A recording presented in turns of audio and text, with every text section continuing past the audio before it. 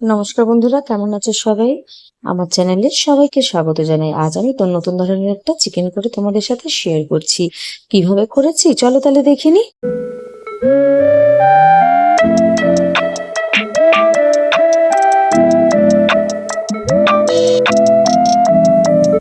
এখানে চিকেন নিয়ে নিয়েছি ভালো করে ধুয়ে পরিষ্কার করে, আর ডুমো করে কাটা পেঁয়াজ, ডুমো করে কাটা tomato, tomato sauce, soya sauce, আর এখানে আদা রসুন পেস্ট আর ধনেপাতা কুচি।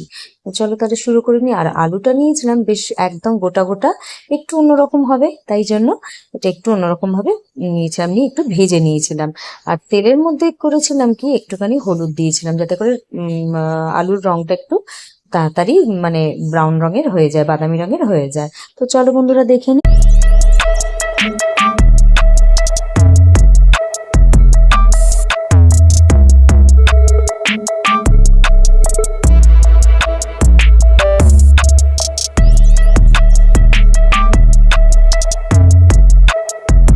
আলুটা ভাজা হয়ে গেলে ওই তেলের মধ্যেই পেঁয়াজের টুকরোগুলো দিয়ে দিতে হবে, দিয়ে আদা রসুন দিয়ে ভালো করে একটু নাড়াচাড়া করে একটু রান্না করে নিতে হবে আর কি, যাতে কাঁচা কাঁচা গন্ধটা আদা রসুনের না থাকে।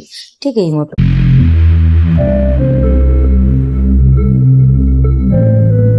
রসুনটা 1 মিনিট মতন ভাজা হয়ে গেলে তাতে মধ্যে দিয়ে দেবো হচ্ছে টমেটো কুচিটা, দিয়ে একটুখানি হালকাভাবে ভেজে নেবো। একটু খুন্তি দিয়ে ঘেটে ঘেটেও দিতে মানে দেয়া যায় যাতে করে এটা তাড়াতাড়ি গলে যায়। তো এই মতন করার পর আমি এখানে দিয়ে দিলাম টমেটো সস আর সয়া সসটা। টমেটো সস আর সয়া সসটা দিয়েও একটু হালকাভাবে রান্না করে নেবো, মানে একটু হালকাভাবে নাড়িয়ে চাড়িয়ে নেবো আর কি, মিশিয়ে নেবো।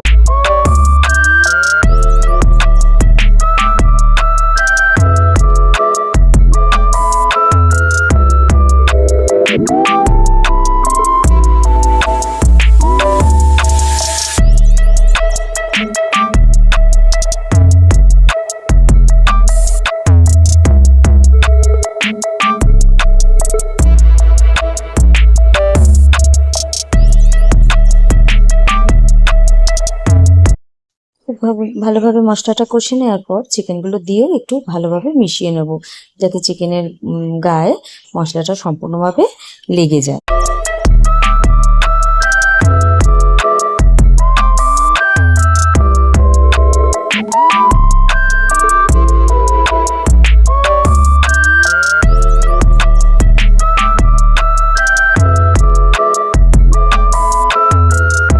চিকেনের মশলার সাথে মানে কষতে কষতেই গোটা আলুগুলো দিয়ে দেবো, নাহলে আলুগুলো সিদ্ধ হবে না।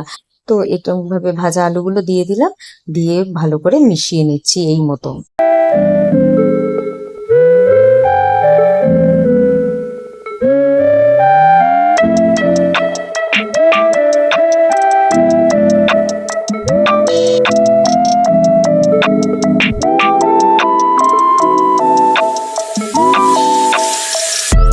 চিকেন আর আলু কষে নেওয়ার পর দিলাম এখানে ধনেপাতা কুচি, আর দিলাম 1 চামচ মতন চিকেন মশলা, দিয়ে এটা দিয়েও ভালো করে একটু কষে।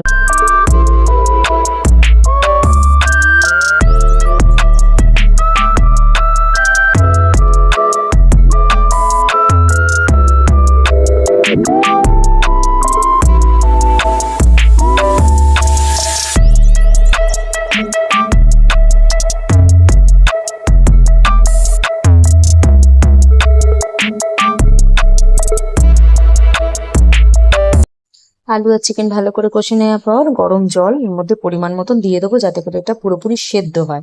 পুরো ডুবিয়েই দিয়ে দেবো। মোটামুটি 4 কাপ মতন জল আমি এখানে দিয়েছিলাম। ঠিক এই মতন দিয়ে একদম চাপা দিয়ে 45 মিনিটসের জন্য আমি এটা চাপা দিয়ে রেখে দিয়েছিলাম একদম স্লো ফ্লেমে।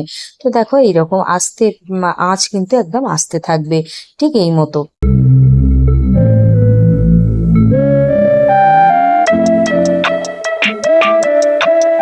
45 মিনিট পর দেখা চাপাটা তুলে জল যতটুকু রাখবে, মানে গায়ে গায়েও রাখা যায়, আবার ঝোল ঝোলও একটু রাখা যায়, যেরকম যার ভালো লাগবে।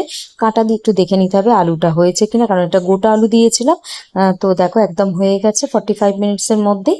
তো ব্যাস, এবার পরিবেশন করা যেতে পারে। আর বন্ধুরা, তোমাদের যদি ভালো লাগে তাহলে প্লিজ প্লিজ আমার চ্যানেলটা সাবস্ক্রাইব করো, বন্ধু বান্ধব সকলের সাথে এটা শেয়ার করো, আর কমেন্টের মাধ্যমে জানিও তোমাদের কেমন লাগে। আজকের মতন এইটুকু, আসছি আবার আরো একটা নতুন কন্টেন্ট নিয়ে। Thank you friend.